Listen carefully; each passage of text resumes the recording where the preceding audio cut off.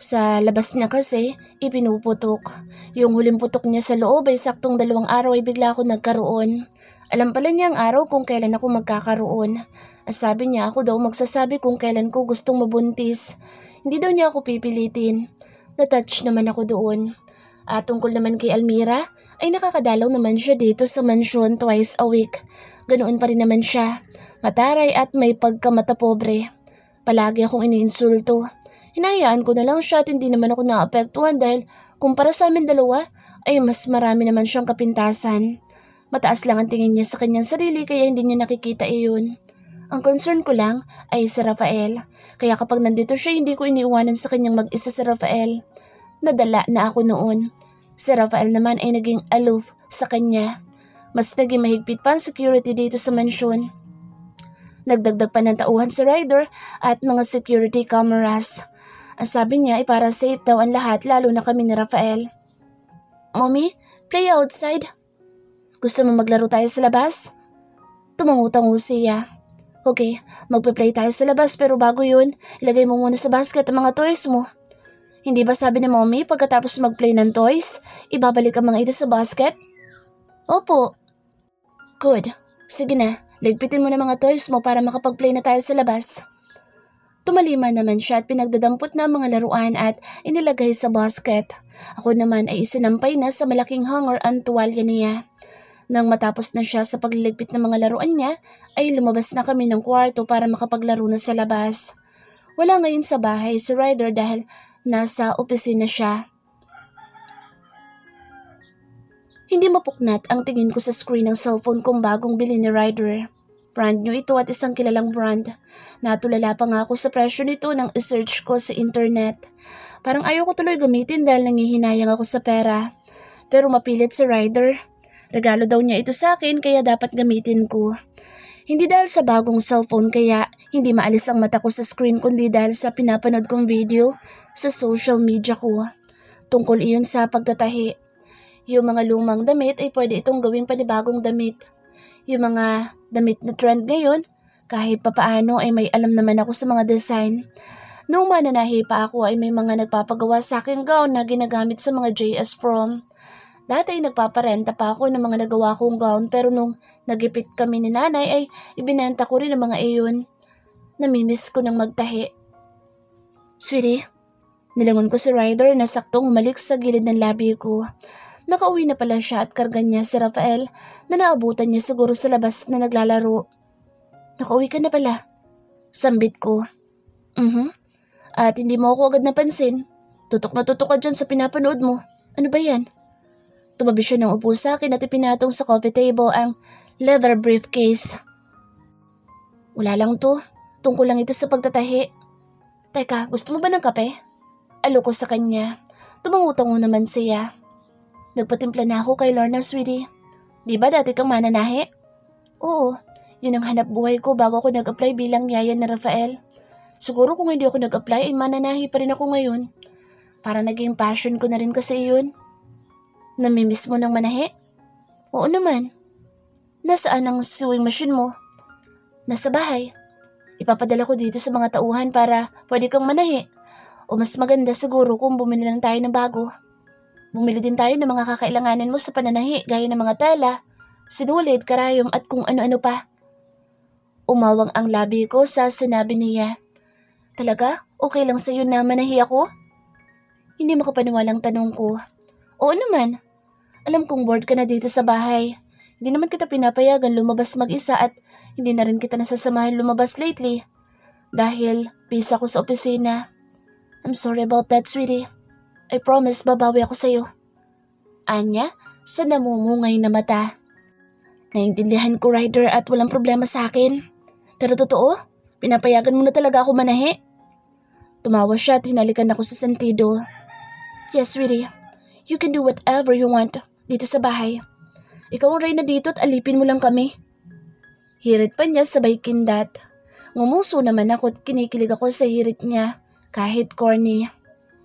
Pero, pwede bang bumili lang tayo ng bagong makina? Yung high speed? Yun kasi ang pangarap kong makina dati eh. Yung makina ko kasi sa bahay, luman-luma na. Second hand lang yun, na nabili at kakarag-karag na. Nakangawing question ko. Sure, sabi ko naman sa'yo bumili na lang tayo ng bago. Sa tuwa ko iniyakap ko siya sa leeg at tinalikan sa pisngi. Pero mabilis na pinagwalay ni Rafael ang mga mukha namin at pumagit na sa amin dalawa, sabay yakap sa leeg ko. Anak naman, panira ka talaga ng moment minsan. Minsan na nga lang kusang maglambing tong mommy mo eh. Maktol ni Ryder. Pero inusuan lang siya ng anak na umupo na sa kandungan ko. Natawa na lang ako sa kanilang dalawa. Talo talaga siya kay Rafael. Sorry na lang siya. Sa kanya nagmana eh. Anong gagawin? Mommy, love Rafael? Mommy, love daddy too. Patol pa ni Ryder. Umiling-iling naman si Rafael. Itong si Ryder ay inaasar pa ang anak niya. Ilalapit niya mukha sa akin at halikan ako. Tinutulak naman ni Rafael ang mukha niya. Tawa na lang ako ng tawa. Kaya nga ng pangako ni Ryder ay bibili kami ng bagong sewing machine at iba pang mga gamit sa pananahi. Sobrang excited na akong humawak ng makina at magtabas ng tela. Nandito kami ngayon sa mall. Ito ang pinakamalaking mall dito sa probinsya at halos nandito na ang lahat ng klase ng store. Marami kang mabibili kung marami kang pera. Dati kapag pumupunta kami ni Joy sa mall, tamang patingin-tingin lang kami at nangangarap na balang araw ay mabibili namin ang gusto namin. Sweetie, ano sa tingin mo? Untag sa akin ni Ryder. Nasa harapan namin ang iba't ibang klase ng sewing machine na karamihan ay puro portable. Ito na kasi ang uso ngayon. Pero meron pa namang mga manual pero ang gusto ko ay ang high-speed sewing machine. Isang beses na ako nakagamit nito at gustong gusto ko dahil smooth gamitin at hindi nagja-jump. Yun nga lang ay hindi biro ang presyo. Ito bang gusto mo, sweetie? Tanong ni Ryder at hinawakan ng sewing machine na kursunado ko. Oo, sana. Magandang gamitin ito sa pananahi eh. Kaso mahal. Nakangawing sabi ko. Nangihinayang ako sa pera. It's okay. Bibilihin na natin iyan. Miss, ito na lang ang kukunin namin. Okay po, sir. Umawang ang labi ko habang nakatitig kay Ryder. Parang wala lang sa kanya na bibili ng ganoong kamahal na gamit. Sumunod naman namin binili ay iba't ibang mga gamit sa pananahi gaya ng mga karayom, sinulid, gunting, medida, tela at kung ano-ano pa. Talagang kinumpleto lahat ni Ryder. Lalo tuloy ako na-excite. Yun nga lang ay hindi biro ang presyo. Ito bang gusto mo, sweetie? Tanong ni Ryder at hinawakan ng sewing machine na kursunado ko. Oo, sana. Magandang gamitin ito sa pananahi kaso mahal. Nakangawing sabi ko. Nangihinayang ako sa pera. It's okay. Bibilihin na natin iyan. Miss, ito na lang kukunin namin. Okay po, sir. Umawang ang labi ko habang nakatitig kay Ryder. Parang wala lang sa kanya na bibili ng ganoong kamahal na gamit. Sumunod naman namin binili ay ang ibang mga gamit sa pananahi gaya ng mga karayom, sinulid, gunting, medida, tela at kung ano-ano pa. Talagang kinumpleto lahat ni Ryder. Lalo tuloy akong na-excite. Nang mabayaran na niya ang lahat ay binigay naman ni Ryder ang address ng mansyon para doon i-deliver ang sewing machine at iba pang mga gamit. Napapasimangot pa nga ako habang pinapanood ang mga babaeng staff na kilig sa kanya. Ang isang babae nga ay napatingin pa sa akin at nahihiyang yumuko na lang. Lumabas na kami ng store at nag-ikot-ikot pa sa ibang store. Tinatanong ako ni Ryder kung may iba pa akong gustong bilhin gaya ng damit pero tumanggi ako. Di naman ako mahilig sa mga damit o kahit na anong material na bagay. Marami pa naman akong damit. Bukod sa damit ko talaga ay may mga binili pa siya para sa akin na hindi ko pa naisusuot. Sa bandang huli ay sa toy store na lang kami pumasok dahil nagtuturo na si Rafael. Sobrang dami na niyang laruan sa kwarto niya. Ang iba nga ay nasa bodega na. Ryder, bakit kaya hindi na lang natin i-donate yung mga laruan ni Rafael na hindi na niya ginagamit? Sayang lang kasi nakatambak lang sa bodega, imbis na mapakinabangan ng ibang mga bata. Karamihan pa naman sa mga iyon ay maayos pa. Suggestion ko. That's a good idea, sweetie. Siguradong matutuwa ang mga bata sa ampunan. Pagsang-ayon niya. Sigurado yan. Natuon na ang atensyon namin kay Rafael na nagtuturo na ng kung ano-anong laruan. Nagpababa pa siya mula sa buhat ni Ryder at nilapitan ang mga laruan. Hindi pa nga siya magkanda tuto kung anong laruan ang unang dadamputin. Nilapitan ko naman siya at pinapili kung ano talagang laruan ang gusto niya. Sa bandang huli ay nakapili siya ng 3 klaseng laruan. Kumain muna kami sa isang fast food chain na paborito ni Rafael. Nasurpresa pa ako dahil kumakain din pala sa ganoong pagkain si Ryder. May pagkamapili kasi siya sa pagkain. Kung sabagay, lahat naman ng pagkain na magustuhan niya ay mabibili niya at makakain niya. Happy? May bago ka na naman toys? Tanong ni Ryder kay Rafael na karga niya.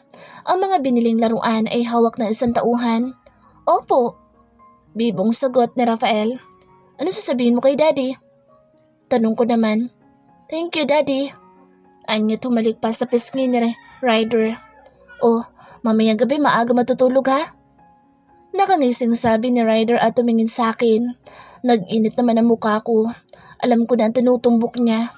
Panuhol niya pala kay Rafael ang mga laruan. Opo, sagot naman ni Rafael. Good boy. Sabay pa silang ngumising dalawa na mag-ama.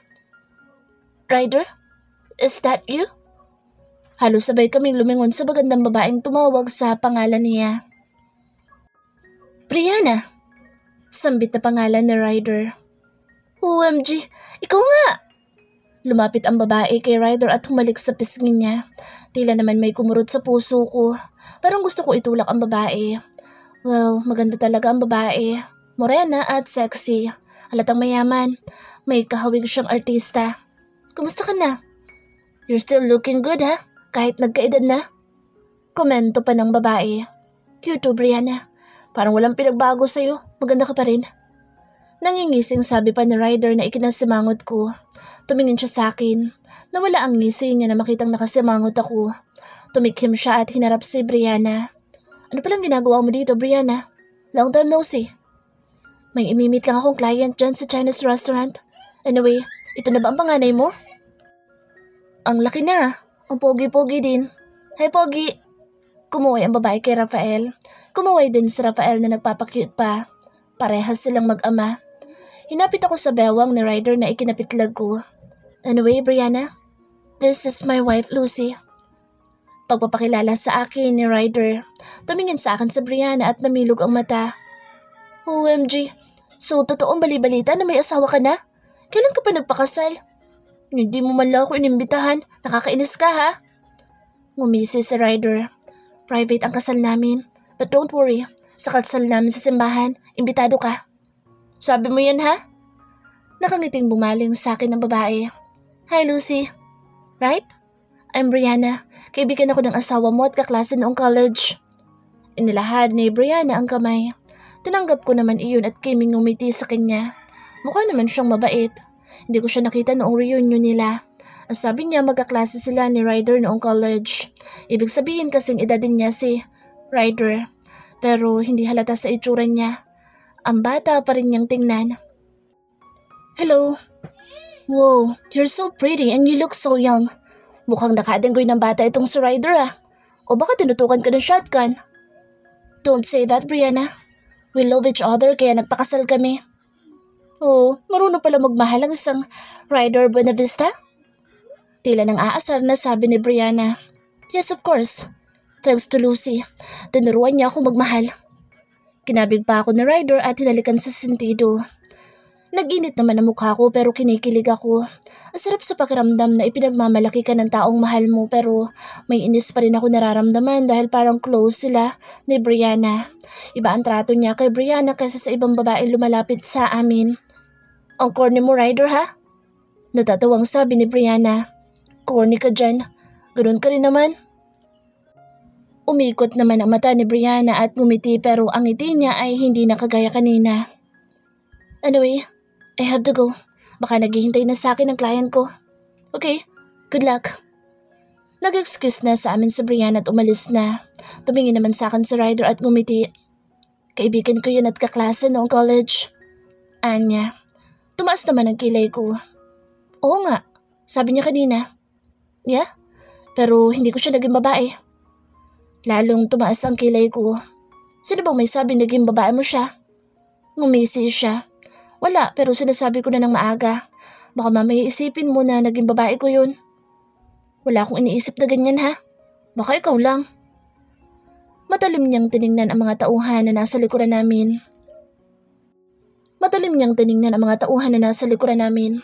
Tumatawa kayo? Naku, hindi po boss. Nasa mid lang po kami. Dinig kong sagot ng isang tauhan.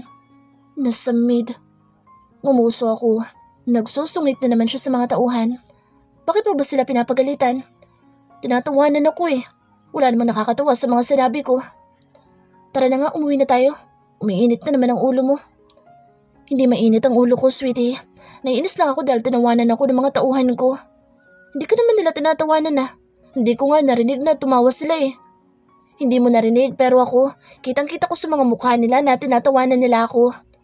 Kala mo lang yun. Nagsusungit ka ngayon pero kanina lang, ang lapad-lapad ng ngiti mo kay Brianna. Naiinis na sabi ko. Oh, bakit nasala si Brianna dito? O bakit? Totoo naman na. Ngiti-ngiti ka kanina sa kanya. Of course, she's my friend. Umingos ako't umirap.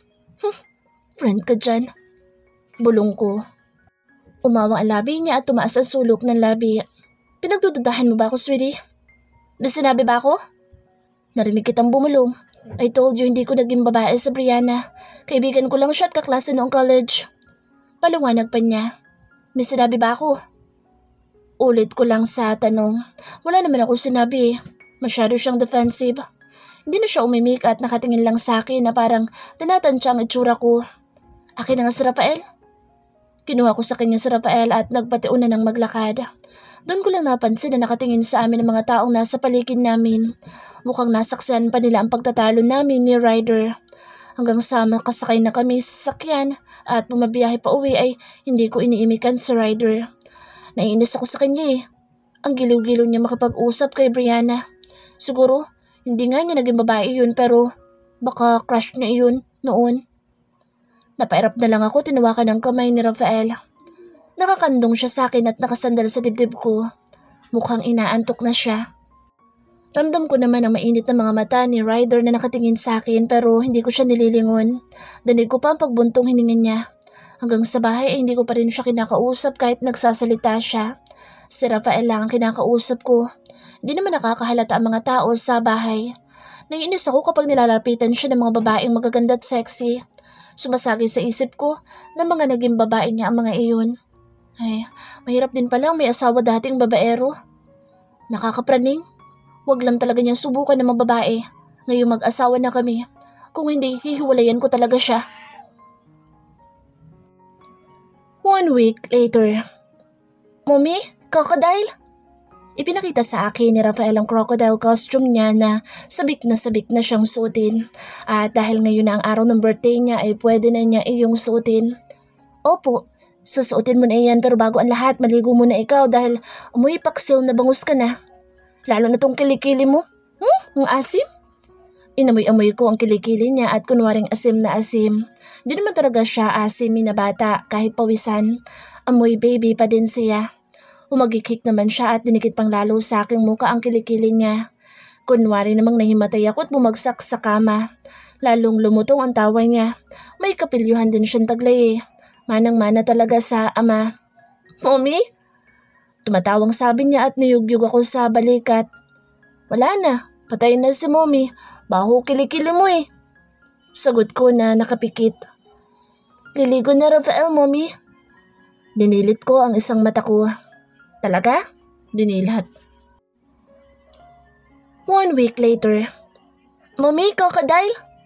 Ipinakita sa akin ni Rafael ang crocodile costume niya na sabik na siyang suotin. At dahil ngayon na ang araw ng birthday niya ay pwede niyang isuot iyon. Opo, susuotin mo na iyan pero bago ang lahat, maligo mo na ikaw dahil amoy paksiw na bangus ka na. Lalo na tong kilikili mo. Ang asim. Inamoy-amoy ko ang kilikili niya at kunwaring asim na asim. Hindi naman talaga siya asim na bata kahit pawisan. Amoy baby pa din siya. Humagikik naman siya at idinikit pang lalo sa akin muka ang kilikili niya. Kunwari namang nahimatay ako at bumagsak sa kama. Lalong lumutong ang tawan niya. May kapilyuhan din siyang taglay eh. Manang-mana talaga sa ama. Mommy? Tumatawang sabi niya at niyugyug ako sa balikat. Wala na, patay na si mommy. Baho kilikili mo eh. Sagot ko na nakapikit pa. Liligo na Rafael, mommy. Idinilat ko ang isang mata. Talaga? Opo. Sagot niya at hinubad na ang damit. Maliligo na nga siya. Bumangon ako't niyakap siya. Humagikik naman siya. Buhay na ulit si mommy. Liligo ka na eh. Tumayo na ako sa kama at binuhat siya. Tumingin ako kay Ate Doring na nakatayo lang at nakamasid sa amin ni Rafael habang nangingiti. Bakit Ate Doring? Untag ko sa kanya. Wala lang po ma'am. Nakakatuwa po kayong pagmasdan eh. Para talaga kayo mag-ina. Sambit niya. Mag-ina naman talaga kami. Hindi man siya sa sinapupunan ko nang galing pero sa puso ko, doon siya nang galing. Diba Rafael? Opo. Tumatangong sabi ni Rafael sabay yakap sa leeg ko. O ligo ka na. Bako na ikaw. Sige Ate Doring, sabahan niyo lang kami. Opo, ihahanda ko na lang po ang tuwalya ni Rafael. Pagkatapos kong liguan sa Rafael ay binihisan ko na siya. Pinasuot ko na sa kanya ang crocodile costume niya. Tuwang-tuwa naman siya at hindi mapuknat ang ngiti sa mga labi. Halatang masayang masaya. Noong unang dumating ang costume ay medyo malaki ito sa kanya kaya naremedyohan ko lang. Kinuha ko ang cellphone at pinicturean siya. Kung todo, post naman siya. Sobrang cute niya sa costume niya. Nakakagigil. Matapos ko na siyang panggigilan ay ako naman ang naligo at nagbihis. Si Ryder ay nasa labas pa at minomonitor ang mga kaganapan doon. Maagang dumating kanina ang party organizer at nag-ayos na agad sila sa labas. Bumaba na kami ni Ryder na parehas na kaming bihis. Siya, suot ang crocodile costume niya. Ako naman ay animal print dress. Hindi na ako dapat magpahuli. Animal safari kasi ang theme ng party.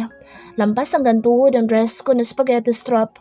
Katamtaman lang naman ang baba ng neckline nito na pa-sweetheart. Lumitaw lalo ang kaputian ko sa animal print. Tinarnuhan ko lang ito ng flat strappy sandals. Ang buhok ko ay naka-ponytail pataas. Medyo nailang naman ako dahil nakatingin sa akin ng mga kasambahay na abala din sa pag-aayos sa sala. Wow, ready na ang mag-mommy ah. Sambit ni Ate Melinda. At hindi nagpakabog si Ate Lucy. Oh, sino ka dyan te? Lakas mo ka Jane? Komento ni Dende na ikinatawa ko na lang. Baka mapagkamalang ikaw may birthday dahil kaysa kay Rafael. Segunda pa ni Ikang. Siguradong luluwa ang mata ni Sir pag nakita ka. Ani, Ate Lucy. Nag-init naman ang mukha ko sa mga komento nila. Kayo talaga? Teka, nasan si Ate Doring? Hanap ko sa yaya ni Rafael. Ay, nandito po ma'am. Nag-CR lang po ako saglit. Biglang labas ni Ate Doring galing sa kusina. Wow, ang cute ni Rafael at ang ganda-ganda niyo po ma'am. Komento niya. Salamat Ate Doring. Mag-thank you ka Rafael. Sabi nila cute ka daw. Untag ko kay Rafael. Thank you po. Sambit naman ni Rafael sabay bungis-ngis. Tuwang-tuwa naman ang mga kasambahay sa kakyutan niya. Ay, nandiyan na si Sir. Bilisan na natin at darating na ang mga bisita. Ani Ate Melinda. Tumalima naman sila at naging abala na. Nakita ko naman si Ryder na papasok at kunot ang noo. Ewan ko kung dahil ba sa init sa labas o mainit ang ulo niya. Daddy? Tawag ni Rafael sa ama. Tumingin naman sa amin si Ryder. Nawala ang kunot ng kanyang noo at umawang ang kanyang labi habang titig na titig sa amin ng anak niya habang siya'y papalapit. Pero mas nakatitig siya sa akin.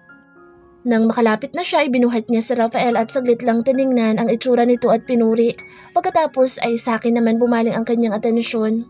Tiningnan niya ako mula ulo hanggang paa. Kakaiba ang kislap ng kanyang mga mata. Napakagatlabi naman ako. May damit ka palang ganyan? Saan mo nakuha yan? Tanong niya. Tumikim ako. Tinahi ko. Pangit ba? Nakanguwing tanong ko. No, bagay na bagay sa'yo sweetie. Ang wild mong tingnan. Parang gusto ko tuloy magpasagpang sa'yo ngayon. Nakangising sabi niya at pilyong kumagatlabi. Nag-init naman ang husto ang mukha ko. Napakapilyo talaga. Bakit hindi ka pa nagbibihis? Darating na mga bisita ni Rafael. Pag-iba ko sa topic dahil baka kung saan na naman mauwi ang usapan. Heto na nga't magbibihis na. Baka pwedeng samahan mo kung magbihis. Pilyong sabi na naman niya. Parang sinislaban naman ang mukha ko, lalo na nang mapansin kong nakatingin na sa amin sila Lorna na nangingiti. Ngumuso ako.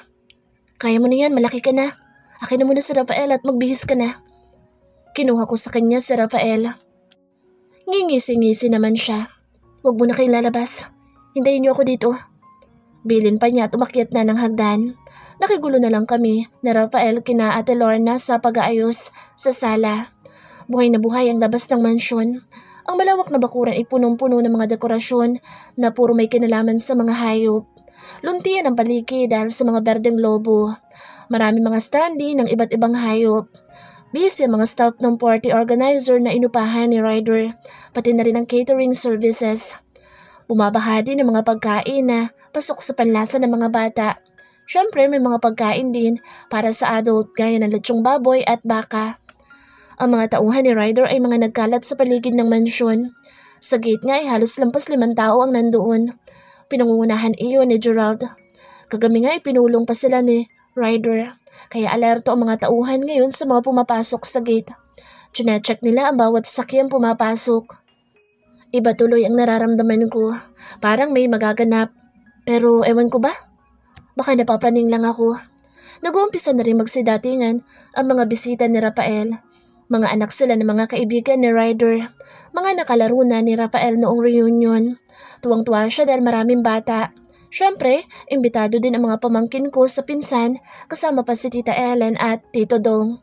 Imbitado din si Nanay, Joy at Rico. Pinasundo sila ni Ryder ng sasakyan. Hindi rin nawawala ang mga kaibigan ni Ryder. Dala pa nga ng mag-asawang Carlos at Aubrey ang kanilang baby girl na kay lusog-lusog. Dumating din si Papa Ramon at Mama Josie na may dalang regalo. Tuwang-tuwa naman si Rafael dahil marami siyang gift. Mabuti na lang pare, ikaw ang nanalo sa custody ni Rafael at hindi yung ex mo. Naku, walang kahilig-hilig sa bata yun at maiksi ang pasensya. Kawawa lang si Rafael. Ani RG. Yeah pare, pero dumadalaw-dalaw pa rin siya at hindi ko naman siya tinatanggalan ng karapatan na makita si Rafael dahil anak pa rin niya ito. Yun nga lang ay hindi ko siya pinapayagan na isama ito sa labas. Mahirap na, baka hindi na niya ibalik. Sambit ni Ryder at hinalikan sa pisngi si Rafael na nagpapasag na at gusto nang bumaba para makipaglaro ulit. Binaba naman niya ito at sinanyasan si Ate Doring na bantayan. Hindi ba may asawa na siya? Gumawa na lang sila ng anak. Oops, sorry. Kanina pa natin pinag-uusapan ng ex mo. Nandito pa lang asawa mo. I'm sorry Lucy. Madaldal lang talaga kami.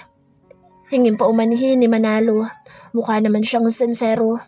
Ngumiti ako. Ayos lang. Wala naman sa akin yun. Hindi na ako naapektuhan kapag pinag-uusapan si Almira, lalo na ang nakaraan nila ni Ryder. Sa isip-isip ko ay nakaraan na siya ni Ryder. Ang importante ay ako ngayon ang kasalukuyan niya. Pero sabi na magiging kayong dalawa. Iba ang mga tinginan sa iyo ni paring Ryder noong reunion Uy, nahalata ako rin yun Nag-init ang pisngi ko sa mga komento ng mga kaibigan ni Ryder sa amin dalawa. Hinapit naman niya ako sa bewang at kinabig sabay halik sa sentido ko. Tanukso na naman kami ng mga kaibigan niya. I'm sorry, I'm late. Oh, hindi pa ako late? Mukhang hindi pa naman nag-uumpisa ang party Halos sabay-sabay kami lumingon kay Almira na bagong dating. Magandang-maganda ang ayos niya at may dala din siyang regalo. Mukhang mag-isa lang siya at walang kasama. Kung sa bagay hindi naman imbitado ang asawa niya. Mainam na rin iyon para walang tensyon. Lagi kasing may tensyon kapag nagkakasama si Ryder at ang asawa niya sa iisang lugar. Hindi pa naman Almira, sakto lang ang dating mo. Ako na ang sumagot. Okay, nasa na palang birthday boy? Naglingala siya tinanap ang anak na nakikipaglaro na sa mga bata. Rafael. Tawag ko kay Rafael. Tumakbo naman siyang palapit sa akin. OMG, ano yung suot mo anak? Bakit naman ganyan? Nakangawing sambit ni Almira. Animal safari kasi ang tema ng birthday party niya. Sagot ko. Tinaasan ako ng kilay ni Almira. Don't tell me ikaw nagpasuot niyan sa kanya. Hindi mo man lang ako tinanong? Ako kaya ang totoong ina niyan. Umikot ang mata ko. Heto na naman po siya. Si Rafael may gusto niyang crocodile costume. Si Ryder ang sumagot. Kahit na. Sana hiningi niyo man lang opinion ko sa pwedeng suotin ng anak ko. Pagtataray niya. Walang pakialam si Rafael sa opinion mo. Kahit ano pa ang bit-bit mong magandang damit na branded, kung ang gusto suotin ni Rafael ay ang crocodile costume, wala ka magagawa. Bira, na Ryder. Pinisil-pisil ko ang braso ni Ryder para pakalmahin siya dahil nagiinit na naman ang kanyang ulo kay Almira. Nakatingin na rin ang ibang mga bisita sa kanya. Hindi maganda na ngayon pa sila magtalo sa birthday ng anak nila. Hindi na nagsalita si Almira at umirap na lang sa aming mag-asawa. Uminaho naman si Ryder. Nag-umpisa na ang programa. Lumabas ang 3 animal mascot. Tuwang-tuwa ang mga bata lalo na si Rafael. Ang MC ay nakasuot din ng animal costume na lion. May pagkakomedyante din siya at aliw na aliw ang mga bata. Nagpalaro ng MC sa mga bata at ang gift ay animal stuffed toy. Tuwang-tuwa ang mga bata at game na game. Pagkatapos ng program ay kinantahan na ng happy birthday song si Rafael. Buhat siya ni Ryder. Ako naman ay nasa kanang bahagi ni Ryder at si Almira ay sa kaliwa. Nang matapos ang kanta ay hinipa na ni Rafael ang kandila sa 3 layer niyang malaking cake na animal theme din. Nagkagulo lalo ang mga bata nang magsikainan na. Sila muna ang kakain. Bago kami mga adult at pagkatapos nilang kumain ay para na silang mga biik na nakawala sa koral. Nakakatuwa silang pagmasdan kahit may ingay at magugulo. Lagi namang nakasunod sa Ate Doring kay Rafael gaya ng utos ni Ryder. Kami mga matatanda naman ang nagkakasiyahan. Punong-puno ng kwentuhan at tawanan ang mahabang lamesa. Bukod sa pagkain ay may mga alak din. Di naman ako umiinom at pumapapak lang ng balat ng lechon. Katabi ko si Aubrey at pinag-uusapan namin ang anak niyang tulog sa mga bisig niya. Ang cute-cute nito at ang puti-puti. Parang anghel. Parang bigla tuloy ako nainggit. Namiss ko tuloy bigla si Rafael. Nagpalingalinga ako sa paligid para hanapin si Rafael. Hindi ko siya makita sa kumpulo ng mga bata. Hindi ko rin makita si Ate Doring. Bigla ako natigilan nang makita si Ate Doring. Hawak sa kamay si Rafael at papunta sila sa gawing likod ng mansyon. Kasunod nila si Almira. May sumipang kaba sa dibdib ko. Nalingon ko sa Ryder. Busy siya sa pakikipag-usap kay Raven at Carlos at sa iba pang mga kaibigan tungkol sa negosyo. Muli kong nilingon sila Ate Doring. Wala na sila sa paningin ko. Agad na akong tumayo at nag-excuse muna kay Aubrey. Malalaki ang hakbang na sinundan ko ang 3.